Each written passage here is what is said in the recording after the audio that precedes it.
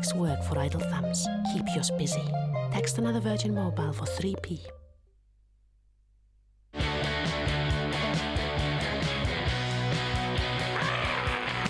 Put a bagel in it.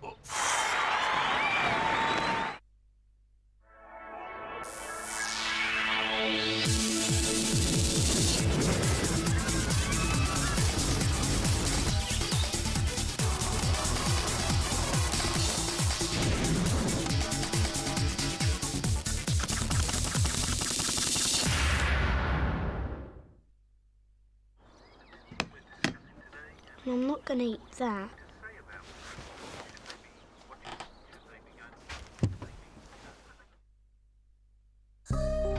I'd never explored the 7 sins until I met Magnum. He introduced me to my sinful selves. Jealousy, gluttony, and lust. And so my journey began. So many sins, so little time. Discover them while you can. Magnum 7 Deadly Sins, limited edition from Walls. Experience the essence of the Orient.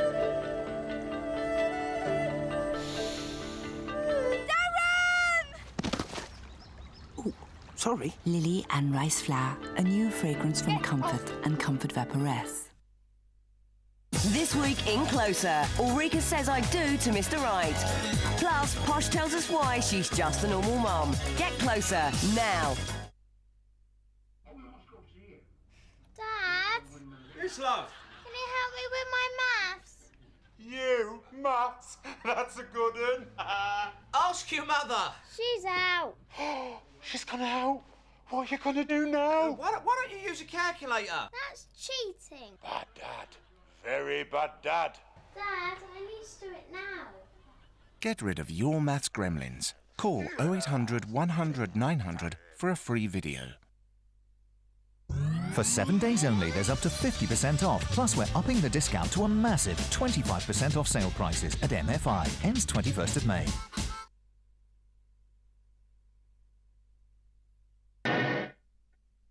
Will she? If you were ever going to say yes, you'd have said so long before now. Won't she? The last in the current series of Heartbeat, Sunday at 8, ITV1.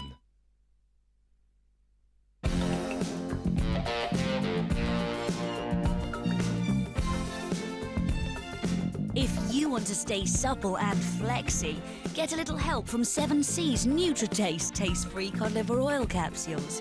NeutraTaste, you flexy thing. From 7 Seas. Multibionta contains natural friendly bacteria, just like probiotic yogurt drinks. Multibionta, probiotic multivitamin from 7 Seas. It's your last chance to catch half price at DFS. Everything in the must-have collection is now down to half price.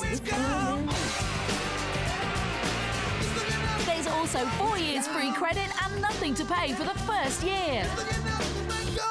So don't miss your last chance to see what's going down at DFS. Half price ends 5 p.m. Sunday.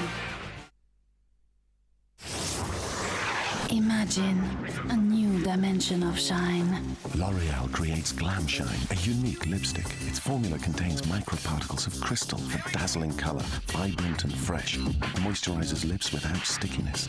Your lips are redesigned. A glamorous lip plumping effect lights up your face. Shine like never before. 10 dazzling glamorous shades. New Glam Shine, L'Oreal's first dazzling lipstick. A glamorous volumizing effect. Because you're worth it.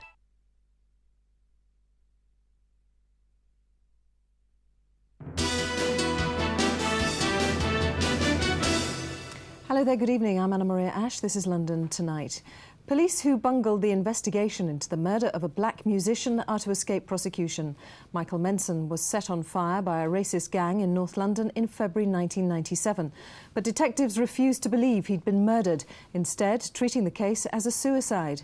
Now the Crown Prosecution Service has decided not to charge the 18 officers involved. This report now from Amma Boateng. Since that day in 1997 when Michael Menson was set alight, his family always maintained it was murder, not suicide as police originally believed. After 2 botched police investigations, a third one saw 3 men convicted for Michael's murder. But the family never forgave the officers originally involved and have been fighting ever since to hold them to account. Michael's brother has now learned that the Crown Prosecution Service will not prosecute the 18 officers involved. This has left him seething. We're astonished and disappointed, and it's a matter of urgency now for us to get the report and determine for ourselves what the contents should lead to, because we feel that there ought to be prosecutions, and we feel that given the knowledge of what we have of the events, that the police officers ought to be made to answer for their actions. It took the CPS 2.5 years to complete their inquiry. The Director for Public Prosecutions wrote, although there were undoubtedly failings in the 2 investigations preceding the one which finally brought the offenders to justice, I do not consider that any are sufficiently willful or grave as to justify criminal proceedings. Police initially maintained Michael had killed himself because he was a schizophrenic, but now serving sentences for Michael's murder are Mario Pereiro, jailed for life because he set Michael alight, Harry Constantinou for manslaughter and perverting the course of justice, and Hussein Abdullah, also for perverting the course of justice. For Michael's brother Kwesi, these convictions are only half the battle. His family's resolve to see the officers brought before the courts has only been strengthened. This is Amma Boateng for London Tonight. A man has appeared in court charged with the murder of West London businessman Amarjit Chauhan. Mr Chauhan's body was found in the sea off the south coast 3 weeks ago. There's still no sign of his wife, their 2 young children or Mrs Chauhan's mother. All 5 went missing in mid-February. Sarah Smith reports. Arriving at court under police escort, Peter Rees had been brought to London for questioning after being arrested at an address in Gloucestershire. Last night he was charged with murder. His alleged victim, Amarjit Chauhan, was last seen alive leaving the freight business he owned in West London. 2 days later, his family disappeared, apparently leaving their Hounslow home in a hurry. This family video shows the Chauhans enjoying a celebration. Now Mr Chauhan is dead. His wife, their 2 young children and Mrs Chauhan's mother are missing. Police are still searching for 2 men in connection with the murder, but 1 man is facing charges. In court, 38-year-old Peter Rees, who's from Portsmouth, spoke only to confirm his name and his address. He's charged not only with the murder of Amarjit Chauhan, but with preventing a lawful and decent burial. Mr Chauhan's body was found in the sea near Bournemouth last month, 10 weeks after he'd disappeared. There's still been no sign of the rest of his family. Today, Mrs Chauhan's brother was in court to hear Rees remanded in custody until he appears at the Old Bailey on Friday. At West London Magistrates Court, this is Sarah Smith for London Tonight. Former Tory Minister Neil Hamilton has called for a deterrent sentence for the woman who accused him and his wife Christine of rape. Nadine Milroy-Sloan was yesterday found guilty of perverting the course of justice by lying about the attack, which she claimed happened at a flat in Ilford. The judge has already warned her that she faces a substantial jail term. Now then, to what is for many this afternoon's biggest story, Arsenal's victory in the FA Cup final. Our reporter Damian Green is with jubilant fans in North London right now. Damon. Well, Anna Maria, I think Arsenal are about to lift the cup. This is the Wig and Gown public house, a very respectable public house on the Holloway Road, the red half of North London, and the people here are rather happy. I wonder if you can tell why. Is it because they've been soaking up the atmosphere of Arsenal's second consecutive FA Cup final win? Is it because they've been soaking up a rather large amount of lager for the duration? I think it's more than that. Their team has proved everyone wrong. All the people who said they were too complacent to win, all the people who said pressure to win. Arsenal beat Southampton. Don't take my word for it. Here, with all the words and all the pictures, is Jonathan Wills. Please welcome Arsenal and Southampton And along with the 25,000 Arsenal fans, there was one other proud Londoner making himself heard inside the Millennium Stadium. 18 months ago, Tony Henry was singing for his supper in a restaurant, but after a disappointing season, Arsenal were hoping that their Thierry Henry was going to be the one making all the headlines. After just 20 seconds, he looked like doing so. No, it's not. At the other end, Chris Baird, playing just his second game for Southampton, was testing an Arsenal keeper, possibly playing his last. While having given Martin Keown a late fitness test, the medical team decided he could last 90 minutes. The tackle suggested otherwise. But, having missed last year's final, Robert Pires was determined not to miss out this time. The first 45 all Arsenal, but having let things slip in the second part of the season, would it be a similar picture in Cardiff? Arsenal went in search of the second goal they knew would see them become only the third side in the competition's history to retain the cup. Tottenham being one of the others meant there was an added incentive. Having stayed on his feet in the first half, Henry went down a little too easily perhaps in the second. While if David Seaman needed to remind anyone that he's still got what it takes, a typical example to settle the nerves with just minutes remaining. 1-0 doesn't really tell the story of the FA Cup final, but it does echo Arsenal's season, dominating throughout but failing to capitalise until now. Let the celebrations begin. Well, the party is only just starting here at the Wig and Gown and across pubs and clubs across North London. If you're a Tottenham Hotspur fan, go down and lie in a dark room until the year ends in one, because I'm afraid news for you is not good. Arsenal have won the FA Cup again. I think we got the gist of that, Damon. Not all your words, but thanks very much indeed. In other sports news, the West Ham manager Glenn Roeder has had a successful brain operation.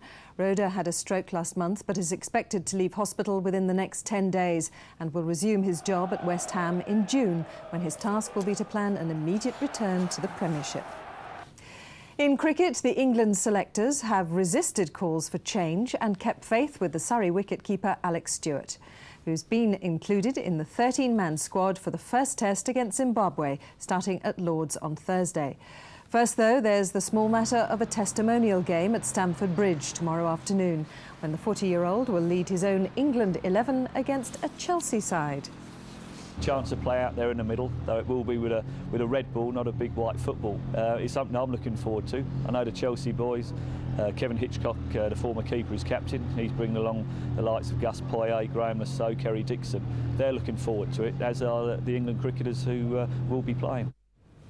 And finally, Wasps are less than half an hour away from their Premier League playoff match against Northampton at Adams Park. After a long season, the side relaxed with some off-roading, but are well aware of the prize at stake, with the winner of tonight's game facing Gloucester at Twickenham to see who will lift the title. I'm pleased that we're playing at home, only because Franklin's Gardens, where Northampton play, is a difficult place to get a result, and you know, we're very much looking forward to the game, but we know that we'll have to be at our very best if we're going to come out on top. We'll take a recap now on our top stories. The family of a man burned to death in a racist attack in North London are angry and disappointed that the officers who bungled the investigation into the murder are to escape prosecution. A man has appeared in court charged with the murder of West London businessman Amajit Chauhan.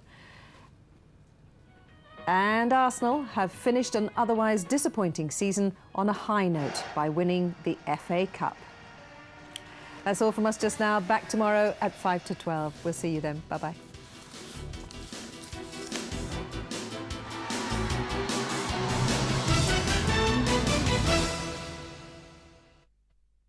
I feel like a prisoner in my own home. Look, they're still out there. The Pollen Count, sponsored by Benadryl, one a day. The Atlantic chart shows a major area of low pressure to the northwest of Scotland and then another low pressure area moving towards southwest England. This means a brisk and gutsy southwesterly wind feeding showers right across the British Isles. So cloud, wind and rain all combine to give low pollen counts across the southeast.